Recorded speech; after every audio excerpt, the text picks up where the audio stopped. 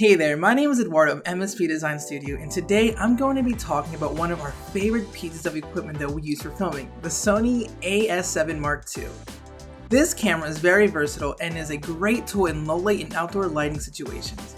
I will also be going over some tips and tricks that we've learned along the way, so let's get to it.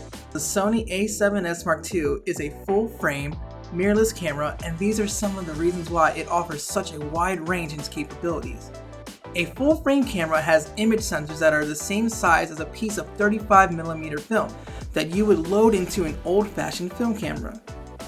This just means that it has a larger sensor than traditional DSLRs, and it allows your camera to pack more information into your photo due to its higher pixel content. This is true with some DSLR cameras too, but mirrorless tends to be better for a smaller camera, body size, and quicker shutter speed, because the mirror does not have to move out of the way of the sensor. This can be especially helpful when you are taking photos outside or in a special lighting situation.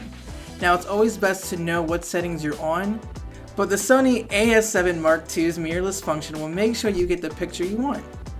You can use this camera in its auto function and get similar results. However, using it in its manual function will yield a more crisp and light-sensitive photo.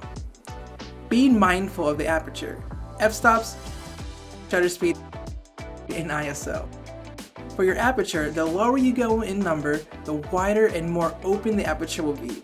The higher the f-stop, the more everything will be in focus. If you want a softer look to the backgrounds of your photos, keep stepping your f-stop down to open up your aperture and change the depth of field. Likewise, the shutter speed 1/1000 is fast and more useful for sports photography, while a shutter speed of 1/2 would make your moving target look blurry or ghost-like. The ISO works the same way, but the ISO range in the Sony is especially impressive. Due to its ability to do a max ISO of 409,600, this camera is often referred to as a low-light monster. It can make some nighttime shots look more like daytime shots due to its light sensitivity. The only thing to be careful of at such a high ISO is any noise in your images or video. But all that depends on the amount of light you are trying to capture. The rule of thumb is to go as low as you can while still getting the lighting effects you're aiming for. On a perfectly sunny day, an ISO of 100 or 200 would typically work, since the light sensitivity doesn't need to be as high due to the amount of light around you.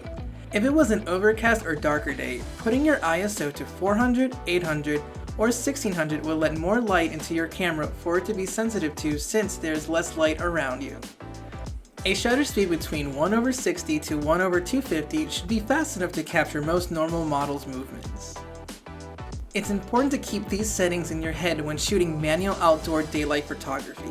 Remember, the lower your f-stop means less light is coming into your camera. The higher your f-stop means the light is entering your camera, which is crucial for low light photography. Stay tuned for another tips and tricks video with the Sony AS7 II, where we will explore in-depth low light photography settings. Thanks for hanging out with us today.